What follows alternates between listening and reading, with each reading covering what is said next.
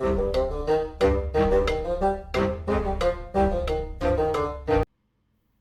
and welcome to the Critically Clueless. I'm a monk and today we are back in Empire of Sin. This is possibly one of my very last videos to do with this game. We have exactly one playthrough left to go.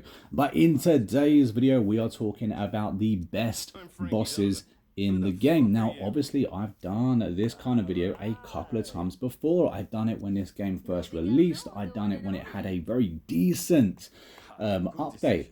However, the game has had possibly its final update and the game is in the most tip-topish shape it's probably ever gonna be. And since then, since the last video, we've had a number of changes, a number of buffs, a number of nerfs, and we are now looking at a few changes in the hierarchy of the bosses. So this video is going to be covering the best 5 bosses in the game in reverse order. Let me know down in the comments who you think should be the best boss in the game, who you think should be in the top 5 list. And of course, as I go through the video, tell me why you disagree with my list, because at the end of the day, this is just my opinion, guys. I'm not saying this is definitive. This is just my opinion and what I believe to be true. But I am going to be going over why exactly I think they are the best boss in the game, in my opinion. But for anything Empire Sin, if you want more Empire Sin content, look no further than this channel. So think about subscribing and hitting that like button. And of course, joining the Discord. The link for that will be down in the description. But first off, in 5th place, we have none other than GOLDIE. That's right, GOLDIE is in 5th place for us right now. She is a fabulous boss. She looks absolutely fantastic. And honestly, she has stats and abilities to match. This is why she is in my top 5 list. First of all, let's look at Empire bonuses. Empire bonuses, we have a talent agent. Now this is a unique improvement slot upgrade. You get 10% on speakeasy income. Speakeasies are possibly the best way to make money if you do not have the DLC. Next up we have drink cum, which is an extra 5% towards that too, totaling 15% on speakeasy income. Absolutely amazing. If you get breweries high, get your whiskey in ASAP. You can be earning some really good money with GOLDIE. Also, she has room to grow, which means threat generation in a shared neighborhood. Now, for people that don't know, you almost are guaranteed to always, I'm pretty sure, to be sharing a neighborhood with at least 2 bosses, meaning that you don't necessarily have to go to war quite as fast when you are playing as GOLDIE, because the other bosses can kind of tolerate you in their neighborhood for a longer period of time. So she gives you a few extra options.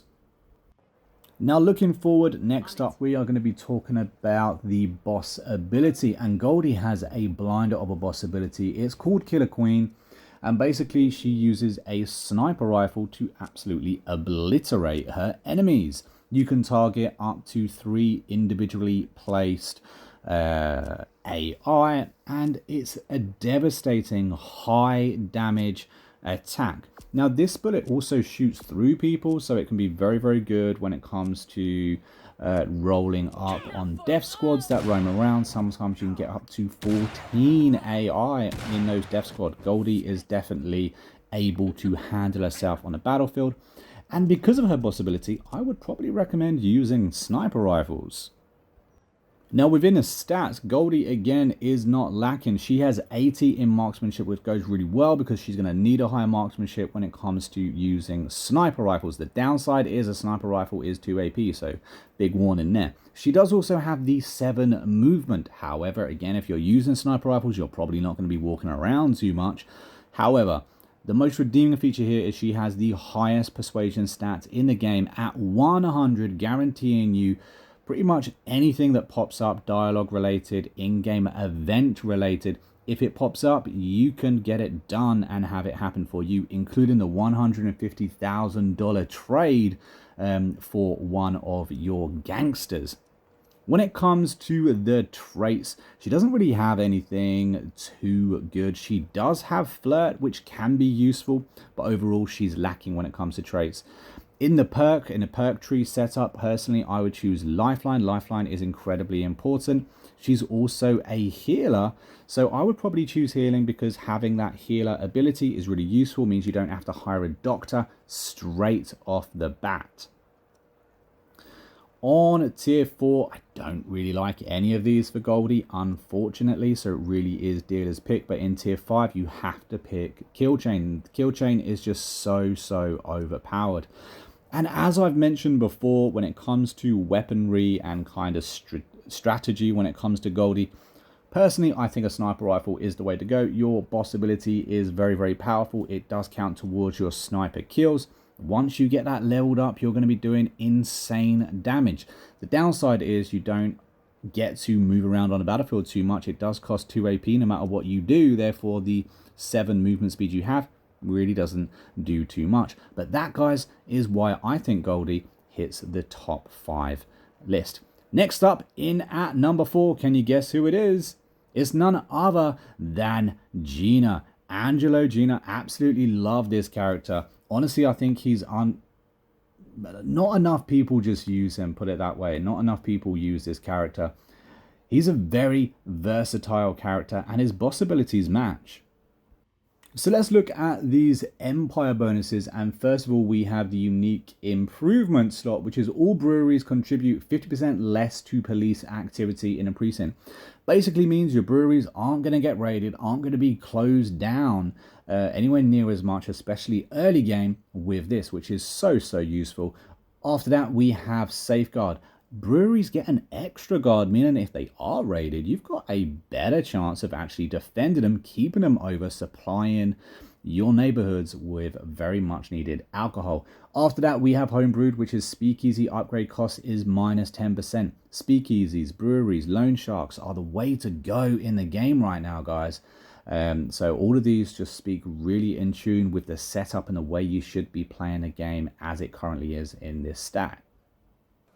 So then we move on to boss ability. Now GENNA has a boss ability called Fan of Knives, meaning that you throw 6 blades at the targets that you choose. You can choose to throw 1 at each target. When hit by a knife, it also gives you deep wounds, which can bleed. It's quite a heavy bleed as well, which is quite nice. You can also stack this. We're going to show that later in your perk tree, but you can also put those blades tipped with poison, adding another status effect on. I think this is really good. I think melee is a very strong way to go in the game at the moment, and every kill you get with your knives does count towards your melee as well. So it goes really good hand in hand. GENNA can quite literally go up against an army completely by herself. We'll talk more about that, about why he can do that later. But he's a very strong character when it comes to combat. At the beginning of the game, Fan of Knives really isn't so overpowered. However, you can throw all 6 knives at a single target. So if you're going up against a couple of thugs, if you're going up against this small racket, you really can take care of them by yourself.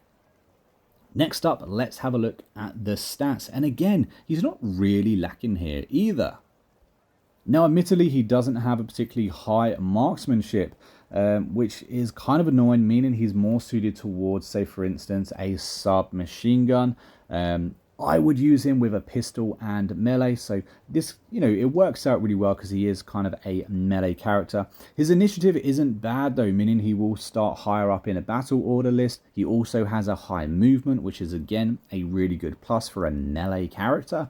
When it comes to his dialogue options, his in-game event options, they are quite terrible, unfortunately. No good stats here at all. But like I said, he makes up for it because in traits, he has something called Shoot First, which basically means he goes into Overwatch at the very beginning of the game. He has a cone around him or a circle around him. Anyone within that can potentially be a target. He will always shoot first, meaning that when you enter a battle, he can potentially kill someone if he's got a decent main weapon right at the beginning of each and every battle. Then, of course, you've got the boss ability, which gives him an extra 6 attacks. Like I said, guys, this guy is a one-man army. Moving on into the perk tree. I would choose Shattering Impact because, again, this is a melee attack. It will strip away the armor of whoever you're attacking. I just think it makes sense. In tier 2, you have a couple of options here, all of these being very, very good options. Personally, I would choose Bullet Shield. This is it kind of debuffs any damage you may receive for a few turns, and it also protects any extra gangsters that you may have hired as well. So it just stops bullets, basically means you're wearing a shield, which is really, really nice. In tier 4, I would choose Poison Tip Blades. I've mentioned why earlier, but it just adds another status effect to those blades that you're throwing, dealing extra amounts of damage. After that, you've got Gun 'em Down. This is really good. It's a really good perk. It's not the best perk in the game, but it's basically a poor man's version of Last Rites, which is a very, very strong boss ability in the game. All in all, Angelo is a one-man army, a strong contender for the Lone Wolf achievement. And personally, as I've said before, I would run him with a pistol and as a melee unit. I think that his speed, his versatility, and the fact that he has so many decent abilities open to him really lead into that getting close and personal. You know, melee is so powerful right now, so any character that runs melee is very, very powerful, and that is why he is at number 4. But in at number 3 and breaking the top 3, we have Daniel McGee Jackson. This is possibly my favorite boss in the game. He's previously topped these lists. He's never been below 3. He does again make the top 3 list. Unfortunately, Daniel McGee Jackson did get nerfed. When you're looking at his Empire bonuses, he doesn't really have anything that sings true to the game currently. His unique improvement slot is a respawn timer for guards in precincts. That's reduced by 50%. That's already assuming you've already lost, so I really don't like that. The next 2 boss ability, Falls of Love and Red Light District, are upgrades towards brothels. Brothels can be useful, but they're really not the most useful racket in the game. Breweries, speakeasies, loan sharks, top 3 rackets. After that, probably casinos. So you're talking brothels are in 5th place. Really doesn't help. You do have Founding Father, which is threat generation minus 25% for a large empire. But when you're a large empire already, does it really matter if people hate you? Like I said, when it comes to empire bonuses, unfortunately, he just does not cut it anymore. He does obviously have redeeming features. Daniel McGee Jackson is the most noob-friendliest boss out there. Honestly, if you've never played this game before, this is probably the boss for you. Start with him because he is so easy to use. But let's look at why I think he made the top 3 list, and it has to be because of the Last Rites. The Last Rites ability may have got nerfed. It may not be as strong as it was when it very first entered the game, but it only needs 3 kills for you to be able to, it to be fully charged, and you'll be able to unload 10 shots at as many targets in the area as possible, killing them as many times as possible. Every kill you get with the Last Rites adds up into your pistol kills. Pistol kills are really good. It has some really good abilities. Once that's fully leveled, you're able to kill a lot of people within those 10 shots. Really can't be overstated enough just how easy this character is to use, because the beginning portion of the game is very much ambush mode. You're really going ahead, racking up those kills, taking on guards, taking on death squads. And Daniel McGee Jackson is the perfect character to ambush anybody. Literally just run at a group of targets, hit ambush, hit Last Rites, and watch the bodies drop. Now, I know what you're thinking. You're thinking, okay, so if he's a pistol man, surely that means I need to be running melee again. Well, the melee and pistol combo is very strong. But with Daniel McGee Jackson, I would actually recommend running a submachine gun. He does have the Gravedigger, which is probably the best unique weapon in the game. Looking at the stats, again, he does not suffer. He has very good, very strong stats. He has a high marksmanship, meaning that if you wanted to, you could use any weapon in the game, really. He also has very high initiative, being one of the highest initiative in the game, meaning he almost guarantees you the first hit in combat, which is quite nice. Again, when it comes to those dialogue options and those dialogue stats as well, the persuasion, for instance, they're really high. You're going to be able to win most of the things that you want to do in the game. And having those good dialogue options can really help you, especially when it comes to like main mission and stuff like that. Or again, as I've mentioned before, whenever the AI offer to give you $150,000 for one of your gangsters, the way the game is currently, that's so overpowered. When it comes to his traits, however, he doesn't really have anything too good. He does have kind, which can be useful, but overall, kind of unimpressive here. When it comes to the perk tree, I would choose Lifeline. Having that ability that one of your gangsters gets killed, that they bleed out instead of dying, it's just very, very useful. And again, he is a healer, meaning you don't have to hire a doctor straight off the bat when you very first start the game, because your own boss can heal you and your other gangsters that you have hired. When it comes to tier 4, I would choose Return Fire, because you are literally taking out your sidearm, which you have been leveling up to return fire. Sometimes you can even get a cheeky little extra kill that way. And in tier 5, you have got Kill Chain. It's the most powerful attack in the game, guys. It's ridiculous, honestly, it is. Danny McGee Jackson has a lot of options when it comes to combat. You can go pistol, you can go melee, you can go submachine gun, because the Gravedigger is just next level goodness. And he has the marksmanship to kind of choose what he wants when he wants. And that, guys, is why I think Daniel McGee Jackson makes it to the top 3. But hitting that top 2, do you know who it is? Hitting that top 2 is possibly, without the DLC, the best boss in the game. None other than Donovan. Frankie Donovan is in at number 2. This guy is just so much fun to play. I just love listening to his character lines when he comes along. He's so funny. I think he says possibly the funniest stuff and one-liners in this game. He also has ridiculously good Empire bonuses, stats, and everything else that kind of goes along with that. The unique improvement is an upgrade in marksmanship for your guards. It's only 5, but it does make a difference. It really does, because your guards can't hit at all, ever. He also has On Hobbs, which is brewery quality upgrade, is a minus 20%. That's saving you a lot of money. When I first start my games, I'm always upgrading my breweries, trying to get whiskey as quickly as possible. This saves you a huge amount of time, especially when you're on boss difficulty. You don't necessarily have as much money. His next upgrade, again, is for speakeasy, so it goes really, really well. When it comes to his boss ability, Unleash Fury, it really does do that. Now, I'm not going to name the weapon he actually uses. I've said hockey stick in previous videos, and I got corrected, and honestly, I cannot remember what it is. But he basically uses that to club his enemies to death. Again, like everything else, it only costs 3 kills to actually unlock the boss ability. His boss ability is, not surprisingly, a melee attack. Melee attacks are so overpowered at the moment.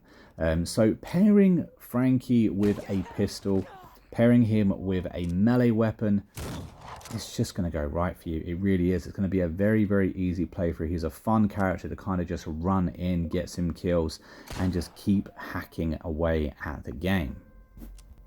The way his boss ability actually works is he will use his weapon, beat someone to death. He'll suffer from exhaustion. And then the more exhausted he is, the more chances he has of missing. But basically, you can continue using the boss ability until it runs out. You can also choose to use a standard random attack as well. You don't have to keep using your boss ability. But I just think that it works so well.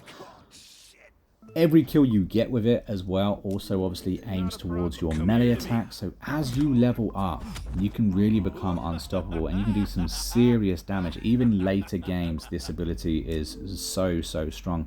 Able to kill and wipe out multiple targets in one go. Again, possibly, maybe not the best option, but possibly a very strong contender for that lone wolf achievement. And looking at the stats, again, he is not lacking, guys. What I want for a melee character is a high movement, high initiative, and that's exactly what Frankie Donovan has. He doesn't have a strong marksmanship, so giving him a sniper rifle, giving him a rifle is just a bad playthrough, a bad idea. I wouldn't do it. But like I said, going down that pistol route, going down that melee route is going to set you up rather well. He doesn't have the best dialogue option stats, but he is usable. In fact, at the beginning of the game, I often get something pop up, and yeah, I normally win the persuasion, so it's high enough to be usable, which is the main thing. However, his initiative being 73 does mean he's the highest ranked initiative, tied, I believe, with Daniel Jackson, but he does also have a trait that makes up for that, pushing him over the edge. And of course, talking of traits, he doesn't just have one useful trait, he has one absolutely amazing trait. He has a cat has 9 lives, meaning that if he dies in combat, he will bounce back with 20% health. Now remember, the bosses have a lot of health, and you can even get extra little gizmos to boost up your health bar as well, meaning that this guy is almost unstoppable. Even in death, he'll bounce back with a lot of health. And Brave, if you are outnumbered, will boost your initiative even more. And in this game, if you play it possibly, you know, a way to make it a bit tougher for you, you're always going to be outnumbered, meaning you're always going to be going first. In the skill tree, again, I would choose Lifeline. I just think it's the go-to.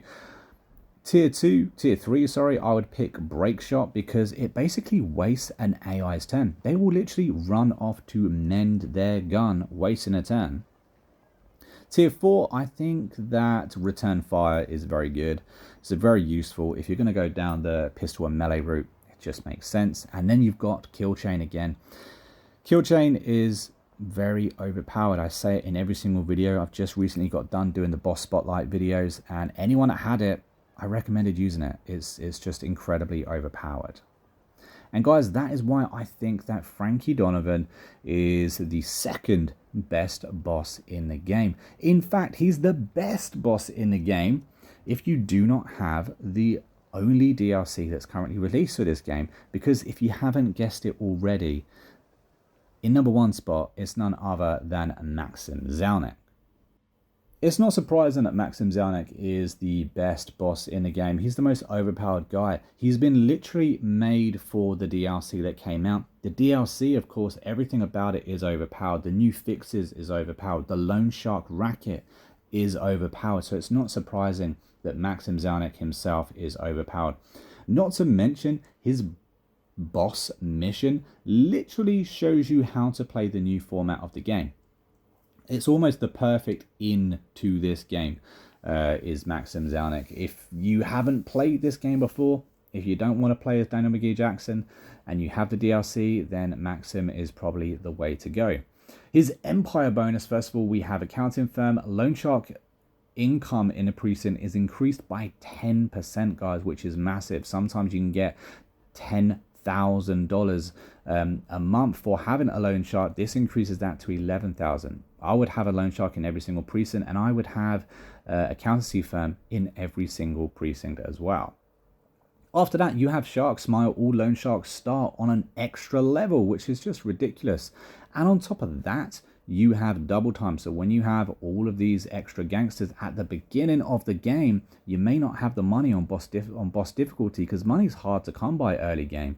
For 12 weeks, they will not leave you if you do not pay them, meaning that you can pretty much take over an entire neighborhood without paying any gangsters.